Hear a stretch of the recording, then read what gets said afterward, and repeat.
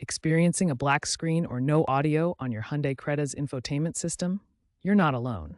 These issues often stem from software glitches or hardware faults. Before seeking professional help, try these basic troubleshooting steps. First, ensure your software is up to date by checking the vehicle's settings or the Hyundai app for the latest firmware.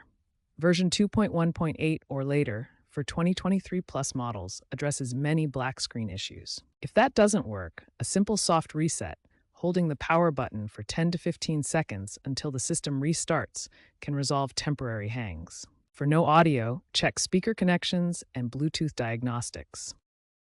Remember to check for any applicable recalls. If a soft reset doesn't fix the problem, a hard reset might be necessary. There are a few methods. The first involves disconnecting the negative battery terminal for 5 to 10 minutes to drain residual power, then reconnecting it. Another option is a factory reset through the system settings under System, then Reset. Note that this might require a PIN and will restore the system to its default settings, so back up important data beforehand. Be aware that while resets can fix many issues, persistent problems, particularly in older models, may require a visit to a Hyundai dealership for module replacement or further diagnostics. In that case, note that the average repair costs $200 to $500.